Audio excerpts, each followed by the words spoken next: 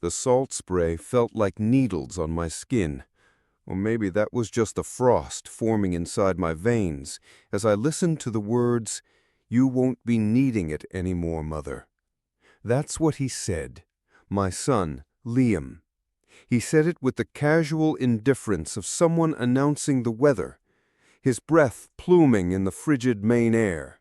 He dangled the keys to my house, the salt-bleached cedar home my late husband Arthur and I had built with our own blistered hands, and passed them to Isabel's father, a gift like a bottle of cheap wine at a dinner party. I stood on the wraparound porch, a ghost in my own life, silent.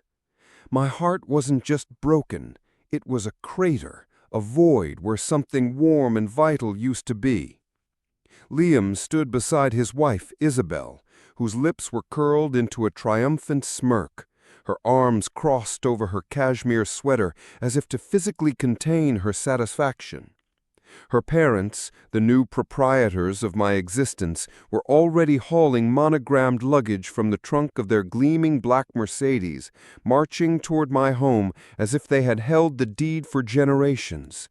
My home, the one with the climbing roses Arthur planted for our 10th anniversary, their thorns like tiny guardians of our memory, the one with the sea-glass tiles we'd painstakingly set into the kitchen backsplash, each piece a story from a walk on Seabrook Point, the one where I had birthed my son, nursed my husband, and planned to quietly live out the remainder of my days wrapped in the comfort of its walls.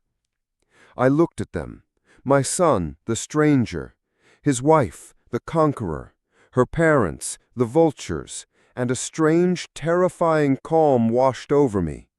I smiled, a small, tight curve of my lips that didn't reach my eyes. "All right," I said, my voice a papery whisper. They didn't hear the tremor of tectonic plates shifting beneath the single word. They didn't see the Arctic fire kindling in my gaze. They should have. They should have realized that this wasn't a surrender.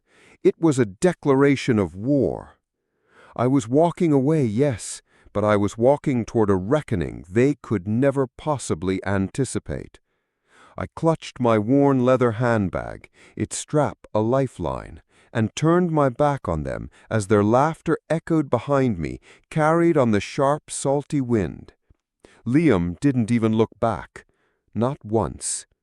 I drove toward Boston, my knuckles white on the steering wheel, my body trembling, not with sorrow, but with a fury so pure and cold it could have frozen the Atlantic.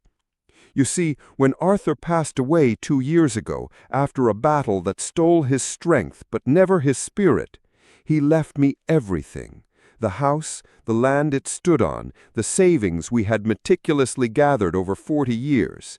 We were not people of great wealth, but that house was our masterpiece. It was the physical manifestation of our life's partnership. When Liam lost his job at the tech firm and came slinking back home, tail between his legs, I didn't hesitate. I opened my arms and my home. I gave him and Isabel the entire guest wing, the one with the ocean view. I cooked their meals, laundered their clothes, and rocked their colicky infant daughter Charlotte through sleepless nights, asking for nothing in return. I thought we were a family.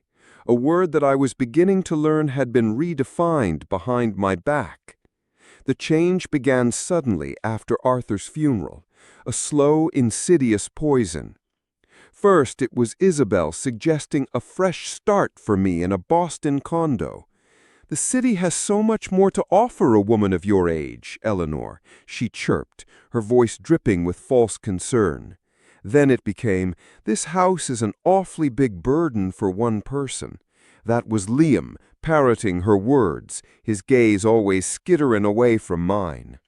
Finally it evolved into, "We could make much better use of the space for Charlotte, for our future."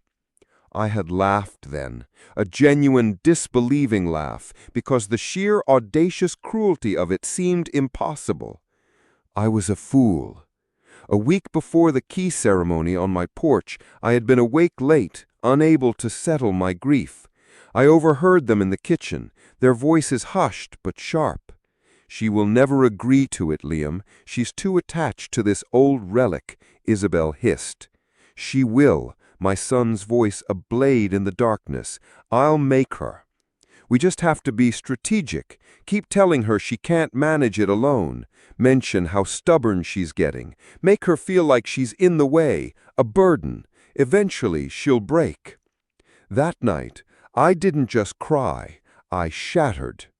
My own child, the boy whose fevers I had cooled with damp cloths, whose scraped knees I had kissed, whose future I had prayed for, had meticulously planned my obsolescence.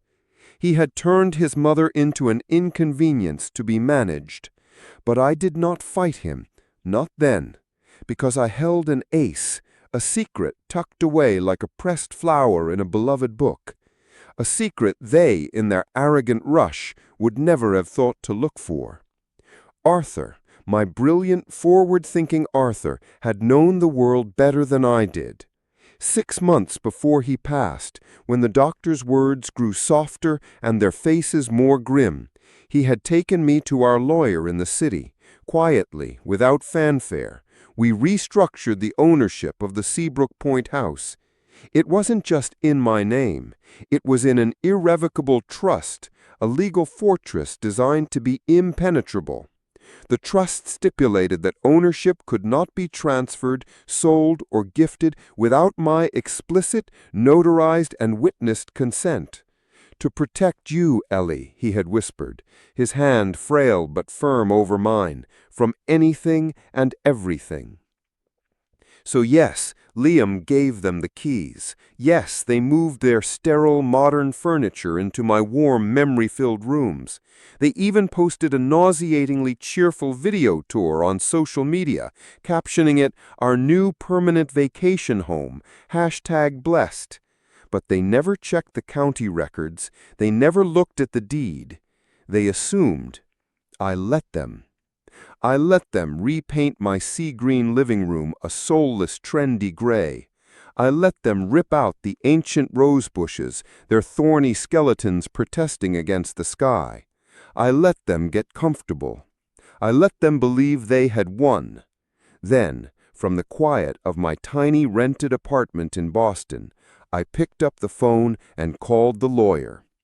"It's time," I said, my voice steady as stone as I sipped a cup of Earl Grey. Time to wake them from their dream. The legal machinery once set in motion was a beautiful and terrible thing to behold. A cease and desist letter, a formal eviction notice, a lawsuit for unlawful occupation and damages. It was all prepared and filed within 48 hours. The fun was about to begin. The next morning, I drove back to Seabrook Point. I felt no anxiety, only a profound and chilling sense of purpose. I parked my modest sedan down the road, hidden by a cluster of windswept pines, and I watched. I watched as the lawyer's impeccably dressed paralegal, a young man with the predatory grace of a shark, walked up my gravel driveway holding a pristine leather portfolio. Liam came out onto the porch, a confused frown on his face. The frown turned to panic as the paralegal began to speak. I saw Isabel appear behind him, her face contorting into a mask of rage. I saw her parents, who had been enjoying coffee on my porch swing, look as if they'd seen a specter rise from the sea. That was my cue. I stepped out of the car. My sensible heels clicked on the gravel, each step a hammer blow against their stolen peace. I walked toward them, my posture erect, my chin high. "You didn't really think I would just give it all away, did you?" I asked, my voice carrying clearly in the morning air. I met each of their eyes one by one.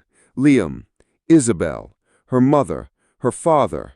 I saw confusion morph into dawning, horrified comprehension. Liam stumbled forward, his hands raised placatingly. "Mom, please, there's been a misunderstanding. We can talk about this." I raised a single hand, stopping him in his tracks.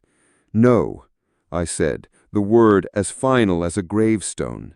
You gave away something that was never yours to give, and now your time here is over. The shock that radiated from them wasn't just about losing a free luxury home. It was the deeper, more terrifying shock of realizing they had underestimated their opponent. They were staring at me, at the woman they had written off as a frail, grieving old widow, and seeing a stranger. They were realizing far too late that they never knew me at all. Liam's mouth flapped open and closed, a fish gasping for air on dry land. Isabel clutched her smartphone like a talisman, her knuckles white. Her mother, a woman who probably hadn't experienced a genuine hardship in her entire life, was already weeping theatrically into a silk handkerchief. "You should have read the paperwork," I said softly, letting the words land with precision. "You never bothered to ask who actually owned the house." Isabel lunged forward, her voice shrill. "We've put money into this place. We painted. We bought new furniture." I gave a slight, dismissive nod. "That's a lovely thought, but your decorating choices do not constitute a legal claim. This house was never yours. It never belonged to Liam. It belongs to a trust, and the trust wants you out.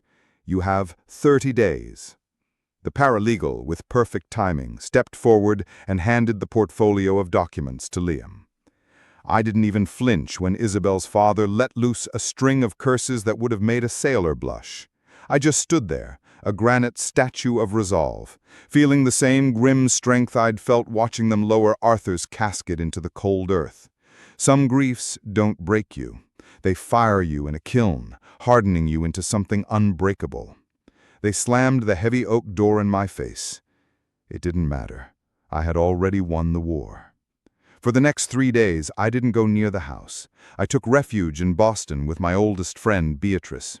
Bea was my college roommate, a fiery artist with a laugh like a brass band and a spine of pure titanium. When I told her the whole sordid story over chamomile tea, she didn't even blink.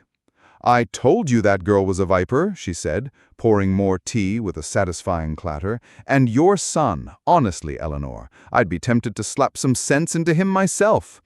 A real smile, the first in weeks, touched my lips, but the ache was still there, a low hum beneath the surface of my anger. Bea saw it. She leaned forward, her expression softening. "Are you sure you want to see this through to the bitter end?" I nodded, my resolve hardening once more. "They have to learn, Bea. You don't steal from someone who gave you everything. There must be consequences." She smiled, a slow, wolfish grin. "Good. Then let's make it memorable." The following weekend, I returned to Seabrook Point. I wasn't alone. Bea came with me, as did my lawyer, and a burly, silent man from a locksmithing company. They watched from the bay windows, their faces pale and furious as the locksmith efficiently drilled out the lock Isabel had installed. My lawyer stood sentinel, holding the court order. The locksmith just hummed a cheerful off-key tune as he worked, a bizarre soundtrack to their eviction. With a final click, the door swung open. They stood there, a tableau of impotent rage. Isabel's father puffed up his chest, looking like he might throw a punch, but my lawyer simply raised the papers. "Any attempt to interfere with this court-ordered action," he stated, in a calm, lethal tone, "will result in immediate legal consequences for all parties present, including, but not limited to, arrest for contempt of court." The bravery evaporated from the room like morning mist. I stepped inside, and I gasped. A wave of nausea rolled over me. They had painted the living room in a jarring, acidic shade of lemon yellow. My antique porcelain vases were gone. The worst of it, the blow that struck me deepest, was the mantelpiece. It was empty. The large silver-framed photograph of Arthur, the one where he was laughing on our wedding day, was gone. I turned slowly, my entire body humming with a dangerous energy. "Where," I asked, my voice deadly quiet, "is my husband's picture?" Isabel had the decency to look momentarily flustered.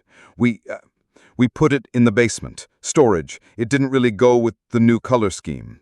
My hand began to tremble, but I locked my voice in a cage of ice. "You put my husband in the basement?" Behind me, I heard Bea whisper, "Oh, honey, they done messed up now." I didn't scream. I didn't raise my voice. I walked with preternatural calm to the basement door, went down the creaking steps, and found Arthur's smiling face leaning against a damp concrete wall next to a box of discarded Christmas decorations. I retrieved the photograph, cradling it to my chest. Then I walked back upstairs, looked my lawyer dead in the eye, and said, "They have 7 days, not 37. I want this house emptied and clean. I want every single thing that belongs to me left intact. If so much as a teacup is missing, they can explain to a judge why they chose to disrespect a court order." The next week was, I admit, deliciously satisfying. I would park down the street and watch moving trucks rumble in and out.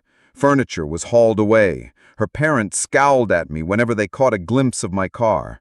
Liam, to his credit, couldn't seem to look me in the eye at all. But this wasn't about vengeance, not really. It was about dignity. It was for me, for the woman who had built a life, raised a child, buried a husband, and refused to be erased. On the 7th day, I walked back into my house. It was empty, spotless. The air smelled of bleach instead of memories. But it was mine. The rose garden was a field of mud, but the house itself still stood. My home.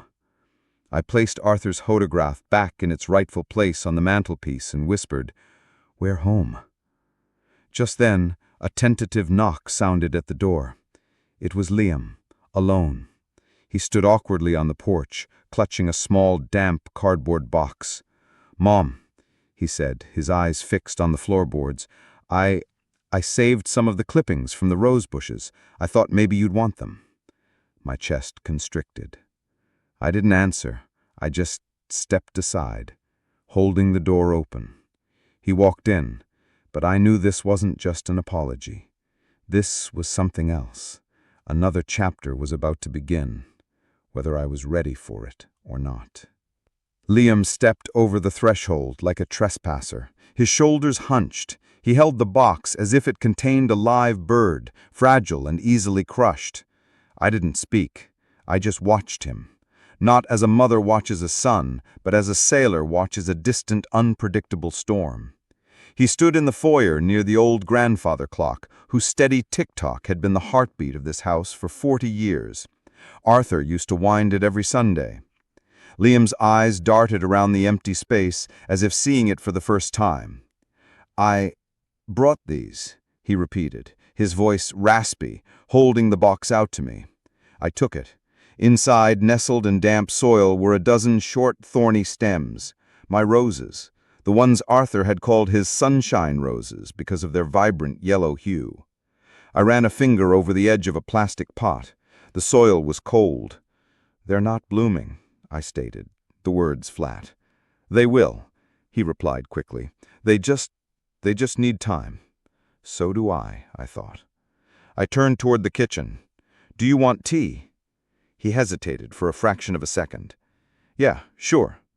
I motioned to the small breakfast table by the window, the one that caught the morning light. He sat, his posture rigid, his hands clasped on the table, as I filled the kettle. The ghost of another memory surfaced. The last time we'd had tea here together was the day after Arthur's funeral. He had wept that day, real tears, and squeezed my hand. "I'll always take care of you, Mom," he had vowed, a promise that had dissolved like sugar in hot water. I placed a mug before him and sat opposite. "I'm sorry," he mumbled, staring into his cup. The words hung in the air, hollow. "Are you?" I asked, my voice neutral. "Yes," he insisted, finally looking up. "I didn't know about the trust. I never would have. I didn't mean for it to go this far. I just thought—" He trailed off. "You thought what, Liam? You thought I didn't need the house my husband and I built with our own hands? Or you just hoped I'd shuffle off quietly so you wouldn't have to feel guilty?" A flush crept up his neck. "It wasn't like that. You let them erase me from my own home." I pressed on, my voice dropping lower. You let them put your father's memory in a damp basement because it clashed with their color scheme. You didn't ask me. You decided for me. You thought I was a problem to be solved. No, he whispered. I thought you were strong. I thought you'd be fine. You didn't think I was strong, I said coldly. You thought I was weak. And you have the smell on you, Isabel and her parents, that stench of entitlement. It's in your clothes, it's in your eyes. I'm not like them, he muttered. Aren't you? Silence stretched between us, thick and heavy. Finally, he took a shaky breath, and I saw tears welling in his eyes. They kicked me out. That made me pause. What? Last night, Isabel and her parents, they said I embarrassed the family, that I was weak for letting you get the law involved, that I brought shame on them. I stared at him. The irony, a bitter pill. You mean to tell me they used you to get what they wanted and then discarded you the moment you became an inconvenience? He nodded slowly, the full weight of his folly crashing down on him. And Isabel, your wife, she's staying with them? He whispered. She said she needs to reflect on the kind of man I've become. A laugh escaped me, a hollow, harsh sound that echoed in the kitchen. She used you, Liam. They all did. You were the key, and now that the lock has changed, you're no longer useful. And you come here, to me. What do you want, sympathy? No, he said, his voice cracking. I came here, because it's the only place that has ever felt like home. I wanted to scream, to shake him, to demand why he only realized that after he had tried to give it away, but I held my tongue. I looked at him, truly looked at him, and beneath the shame and the exhaustion, I saw a glimmer of the little boy he once was, lost and scared. I don't know who I am anymore, he whispered. You're a man who made a terrible mistake, I said, my voice softening almost imperceptibly. And now you have the opportunity to decide what kind of man you're going to be next. Hope flickered in his eyes. I want to fix this. Us. I leaned back. You can't fix this with a box of dormant roses, Liam. Trust isn't a weed. It doesn't just grow back on its own. I know, he said, quickly. But I want to try. I want to earn it. He reached into his coat pocket and pulled out a small, rust-pitted key. I found this in Dad's old toolbox in the garage. I think it's for the garden shed. I figured I could start by rebuilding the rose beds the way they were. I stared at the key. My fingers twitched, but I didn't take it. Put it on the table, I said. He complied. Now go. What? Not forever, just for now. Go find a room in town. Let me breathe, let me think. He hesitated, then gave a slow, defeated nod. Okay, Mom. I watched him walk out the door and drive away. I sat there for a long time, staring at the little key on my kitchen table. That night I called Bea. Well, she asked, skipping the pleasantries. Did the prodigal son cry? Almost, I said. She snorted. Good. It's a start. So what now, Eleanor? Do you think people can really change? I looked out the window at the dark, wounded earth where my garden used to be. I don't know, Bea, but Arthur always said you judge a man not by how he falls, but by how he gets back up. The next morning, I sent Liam a single text message. Be here at 7 a.m. Bring work gloves. At 6 a.m., his beat-up sedan pulled into the driveway. He got out wearing old jeans and a faded hoodie. He looked tired, but he also looked tired, grounded. I was waiting on the porch with 2 mugs of coffee. I was sure you'd come, I said, handing one to him. I just wanted to see if you'd be early or late. I'm on time, he said. It's a start, I replied, and led him to the barren patch of earth. That section was your father's, the yellow ones. This side was mine, white climbers. Let's get to work. We worked in silence for hours, turning the soil, mixing in compost, gently placing the fragile clippings into the earth. It was awkward. He was clumsy, but he listened, he learned. By noon, we had planted a ghost of a garden. For the next several weeks, that was our routine. He would arrive at 7 and we would work. We rebuilt the flower beds, we revarnished the porch swing, we repainted the kitchen, this time in a soft sea green, the color of memory. He never complained. He never asked for anything. He just showed up and did the work. One evening, Bea came to visit, finding us sitting on the porch as the sun went down. She looked at Liam, then at the newly tended garden, and then at me. "So," she said to me, loud enough for him to hear, "probation over?" I looked at my son, who was watching the horizon. "Ask me again when the roses bloom," I said. And then, one morning, they did. It happened overnight. I stepped onto the porch with my morning coffee and stopped dead. The garden was on fire with color. Vibrant yellows, creamy whites, and even a few defiant pink blooms from a hardy old bush we thought was lost. It was as if the earth itself had decided to forgive Liam. He was already there, kneeling by the soil, a look of awe on his face. "But they opened," he said, his voice full of wonder. I knelt beside him, my anger, that cold, hard shield I had carried for so long, finally melting away. He had done the work, he had shown up, he had earned this moment. Just then, a sleek black car purred into the driveway. "Isabel!" She stepped out, radiating confidence, her sunglasses a dark mask, but when she saw us together in the middle of a resurrected garden, her composure faltered. "Liam!" she called, her voice sharp. "Your parents are worried sick." "They're your parents, Isabel," he said calmly, standing up, "and they threw me out. You stood there and let them? You embarrassed them," she snapped, dragging lawyers into a private family matter. Liam looked at her, his gaze steady. "I was thinking about the woman who raised me, the one I betrayed because you told me to." He took a breath. "We're married, Isabel, but I don't think we should be. I want a partner, not a warden who tells me which parts of my life to discard." "Is this because of her?"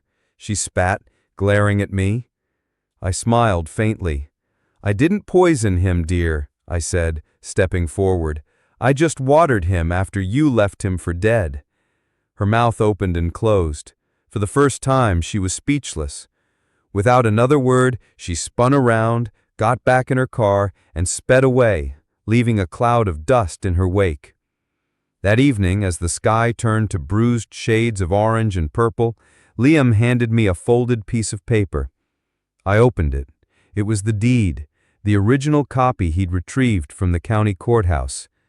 "I wanted you to have it," he said, "where it belongs." I ran my hand over Arthur's signature, then my own. It felt heavier and more precious than gold.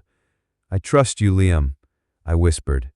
His eyes filled with tears, the ones he hadn't shed before. "I don't deserve that." "Maybe not," I said, looking out at the blooming roses, their fragrance a sweet perfume on the evening air. "But you're earning it." We sat together on the porch swing, the house a quiet guardian at our backs, the stars beginning to appear in the vast sky. The house was mine, yes, but for the first time in a long, painful time, I felt like I had gotten my son back too, and that was a foundation no one could ever take away.